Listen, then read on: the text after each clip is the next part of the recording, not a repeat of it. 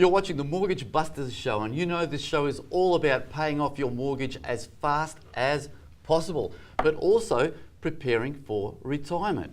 Adrian. Howdy. Welcome. Thank you. How you going? Good, good. Very good. Now, tell me, are viewers ringing into the show and finding out? Emails, yes, a lot of emails. and What's it called? the thumbprint report. Correct.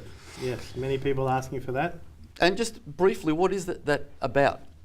Just it's a snapshot of your current position at the moment financially, and gives you a lot of suggestions on where you can go. Fantastic. And that's, you know what, I reckon you've said enough. Okay, thank you. All right, so we've got Sachin Naidu from Law Hub. Sachin, welcome to the show. Thank you for having me. Fantastic. So you're a lawyer, a solicitor, or a lawyer, or both? Oh, well, it's one Same of the thing? same. The terms are interchangeable. So it's fine. Fantastic. Yeah. So in terms of the viewers of this show that are really concerned about paying off the mortgage as fast as possible, but also retiring, because a lot of our viewers are sort of 40 plus, and they're concerned about retiring and having enough to retire in a reasonable shape. So as a lawyer, how can you help us pay off the mortgage to start off with in terms of the viewers and the content with regards to paying off the mortgage as fast as possible? Look, I can offer, as and some savvy solicitors out there could probably offer as well, some very practical, low-cost solutions around asset protection, which will serve to build your wealth because you're protecting a nest egg, which is really what lawyers are there for, and really what we're trained to do as lawyers, if you've got a good lawyer, is to make sure that we account for the 1 or 2% probability of something going wrong. Now, oftentimes clients will come to me and say, well, look, it's unlikely that this would happen, but that's the reason why people like doing this. That's what we're trained to do. And today we'll have a discussion around some very simple strategies which will allow the viewers of your show to take advantage of some very basic advice which we can elaborate on if they come in and see us and have a chat to us. Yeah, absolutely. Yes, that's what it's all about. And it'll go some way to making sure that they have a nest egg in the long term. Now, what I mean by that is I can't give advice to your viewers how to directly... We never give advice. We never do of that. course not, of course not. But what we can do, whilst I can't contribute directly to building the wealth of your viewers, what I can do is make sure that I give them some very basic rules around governance, rules around asset protection to make sure they protect what they have. So when you say governance, Yes. what you mean sticking to the law or abiding by the law? Or? I'm saying sticking to the rules, but in a way which will serve to protect yourselves. Now, I like the way you said that. Yeah, it's fantastic. Well, thank you very much. The idea is to make sure that you stay within the rules, well within the rules. Otherwise, you'll have the ATO or the ASIC all over you in terms of what you have to offer. And you don't want that. You want to keep it simple. You want to make sure that your strategy is straightforward, it's simple, it's vanilla, but at the same time serves the purpose of protecting your nest egg. So with the mortgage, and that's what most of our viewers are interested in, the mortgage, paying off that mortgage. Of course, everybody right? is. Yeah, so what's the best thing that one can do? Look, I mean, can I just to interrupt, right? Yeah, to interject. it's not a problem. The average broker do they do enough? Do they protect the customer, the client? When you say broker, they're like the finance broker. Oh, the finance broker. Oh, you're talking about mortgage brokers, financial advisors, that's what I and mean, things like that. Look, the role of both those parties, both the mortgage broker and the financial advisor, really, from my end, is a conduit, basically saying, look, this is the investment strategy, but you've got to understand that it's our responsibility as professionals regarding building your wealth and arranging finance to go and speak to an appropriate professional to make sure that your interests are properly safeguarded. Meaning, two key words, asset protection. Now, depending on your circumstances, it can be quite complicated to quite straightforward. And a recent example of mine, and obviously I can't name clients, I had a client who, I wish I could speak candidly. Jack. Yeah, about their interests and so forth.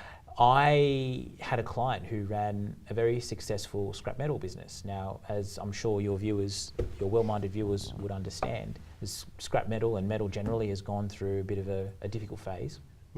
Iron ore prices dropped significantly, which affected my client's business.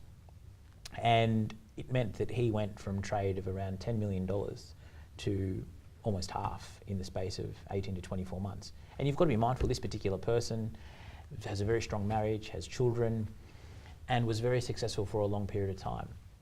But one of his, yeah, exactly, and he was really subject to the outcomes rather in an environment which he had no control over. And obviously the global environment is something that he can't control. So he came to me and he said, look, how do I protect myself? I've got a beautiful house that I've got my beautiful wife and beautiful children in. I need to pay the mortgage off.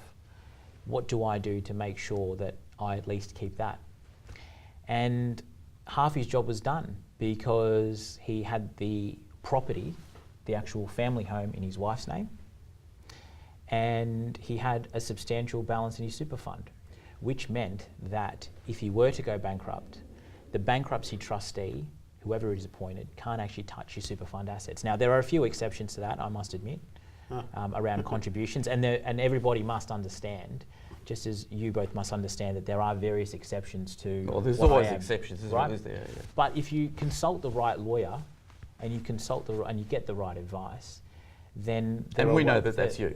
Well, I mean, I'd certainly hope so, and I'd certainly. I'm flattering. Thank you very much. You're making me blush. Can you tell? I'm on the edge of my seat. Come on. Oh, of course. Then there are ways for you to take a punt on things, and knowing that down the track, you have something that you've salvaged. And I think that's where half the problem is that people don't understand how to protect themselves in a way that would allow them to build and have a nest egg in the background.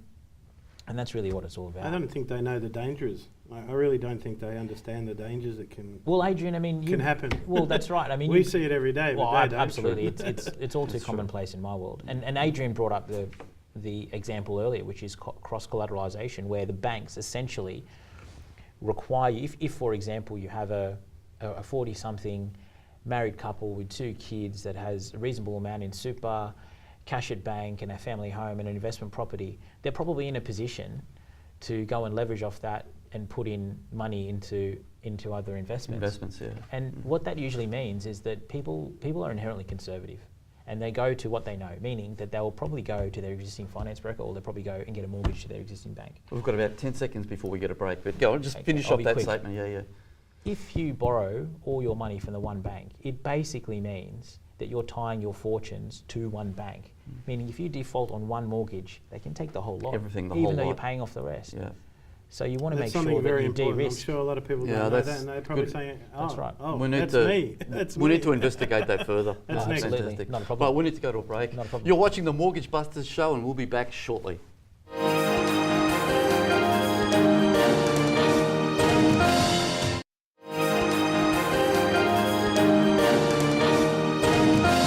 You're back with the MortgageBusters show. Adrian. Yes, let's continue with cross-collateralisation. Say that again. Say it again. No, don't. Please don't. So you wish to spare our viewers what we were talking about during the break then, I assume? Actually, it is very important, actually, because Yeah, a lot of people just have no idea what it means and what it actually can do, and what it can cause you a lot of grief. It can cause you a lot of grief, and again, it's designed, like mortgage documents, that the idea of cross-collateralisation is designed to protect the banks. And I can understand that. As a lawyer, I would tell my client, if a client were a bank, to make sure that you stitch up a borrower as much as possible. And what that effectively means is that, and this is a very vanilla example, you could have 4 investment properties for which there is one bank that has given you or lent you the funds on. And essentially, what the bank will say is, you have 4 obviously separate mortgages which are tied together in a cross-collateralisation deed, and essentially it'll mean that if you default on the mortgage for one of the investment properties, it will be considered a default as on all of the mortgages for all of the investment properties. So on 3 of the 4 properties, you might be finding it easy to pay off and committing your devotion, or you're devoted to paying those particular loans over those properties off. And the reason might be that those properties are worth more than the 4th property, right? Well, you get bigger so rent, it makes sense more because rent. you're putting more money into something that's worth more to you. But then the 4th property might not be a fantastic return on investment, and you're probably neglecting it, and whatever spare change you have, you're committing it to your other mortgages. And what that means is that the bank can turn around and say to you, look, you are defaulting on your fourth investment property loan. So if you don't make up the arrears on that loan, we are going to consider you as having defaulted on all of your properties, meaning the bank can go in, take all 4 properties and sell all 4 properties to apply to the entire extent of your indebtedness. So now, where do they so go? they can take the whole lot. Well, I mean, look, I must confess that in today's world, it is hard to get around that structure that the banks offer, because APRA's tightening up the regulations around banks, even though we've got a very low cash rate with the RBA. It's lending is not borrowing money, and getting money out of banks is hard. It's tough at the moment. So sometimes your hand is forced, so to speak, to take on the obligation of cross-collateralisation. But in an ideal world, what people should really do is get separate mortgages from a legal standpoint, not obviously from a financial standpoint. From a legal standpoint, it's better if you get separate mortgages or reduce your exposure to a particular bank. So in other words, in my view, it's probably better if you divide your attentions amongst various banks, because it means that you've got more to play with. And the banks have, the particular bank you're dealing with, when you diversify your borrowing, or your borrowings rather, towards your investments, is that the bank's exposure and essentially their risk is limited to a specific property. Yep. So including trusts in that mix? Well, the thing is that... You had to say that, didn't you? He was busting to bring it up. He was busting to bring it up. Look, trusts they're an interesting thing, somewhat complicated. They are very complicated. If I get into the nitty gritty, obviously we'll talk about that in episode 2 or 3 down the track when we've educated our viewers more about them. But look, it really depends on whether or not a trust is appropriate for your situation in life, because they can sometimes be expensive to set up depending on what you want. If you hold property in a trust, it's subject to land tax, whereas if you live in a particular property as your primary place of residence, none of that applies. So you've just got to be mindful that there are certain things that apply to trusts that don't necessarily apply when you own property in your own name. Now, the thing is, people always use trust, and most lawyers who are not proficient in asset protection will say, "I'll just put it in a trust," or you'll hear people all the time. People all the time say, correct. "I'll put it in a trust," but it isn't. But then you really got to look into it, because a trust is not a trust. Well, there's so many different... different... The thing is, first of all, you've got to set it up properly, right? That's the first thing. The second thing you've got to think about is that even if you buy something through a trust, generally speaking, unless you've just got some miracle deal, a bank will always ask for a personal guarantee from somebody that is associated with the trustee. But it's still better protection than just being by yourself in your own name, isn't it? Well, look, the thing is that it essentially what it means is, so I'm just trying to think of a really good example to get across to our viewers. So I'll go back to the example that I brought up previously. Yeah. My client, who's a scrap metal dealer, very successful, but organised his affairs in a way which allowed him to have a nest egg. And what that essentially meant was having no assets in his name. And you're not doing anything wrong by that.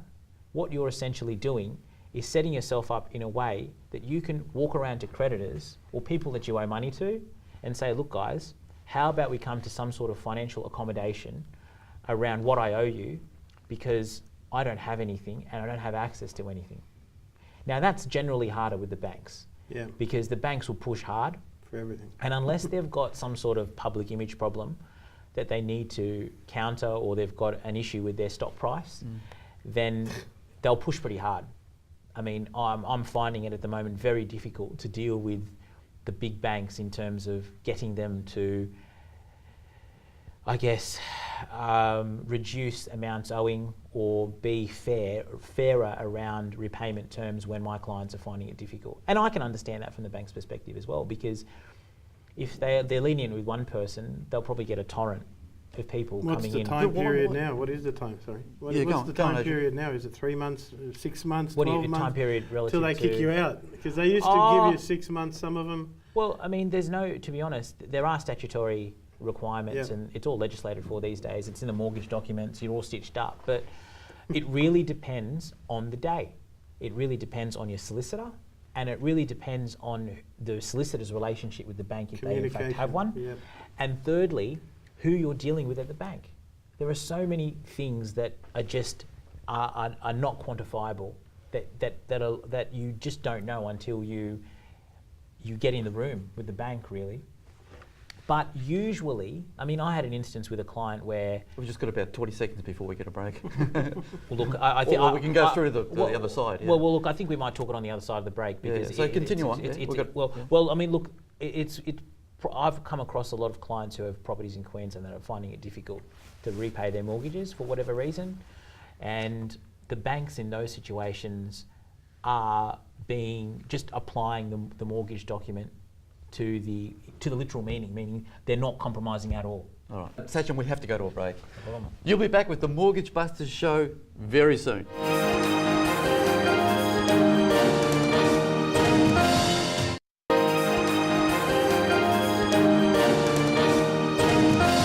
You're watching the Mortgage Busters show and you're with Sachin Naidu.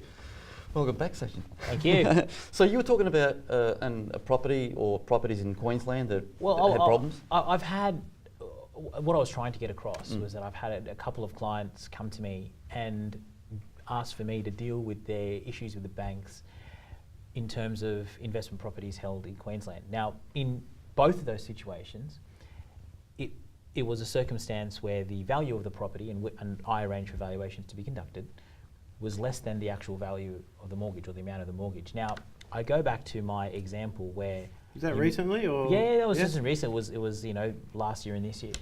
And I go back to the example I used previously with cross-collateralisation, where a client might have, or one of your viewers may have 4 properties, you're paying off 3 because they're doing great, and you've got a mortgage down and there's lots of equity in it, but then the 4th one you're neglecting because you're committing all your funds to 3 mortgages but not the 4th because of, I'm using, and only by way of example, the Queensland situation where you've got a property that's worth more, I apologise, I rephrase, I've got a property that's worth less than the actual loan amount. Now, I'm not, and I must apologise to any viewers who are from Queensland, even though I know it doesn't air in Queensland.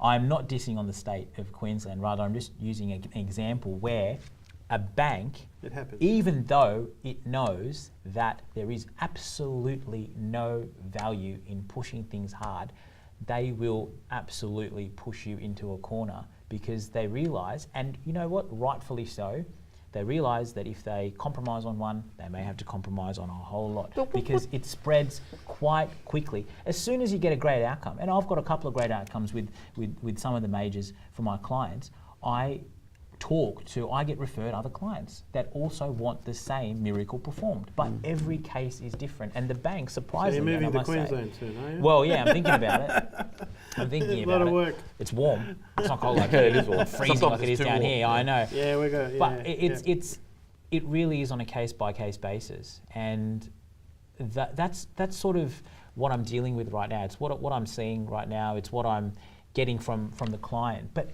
every single person I speak to isn't really, unless they've been in business for some time and they've had good advice for some time, they're not properly structured.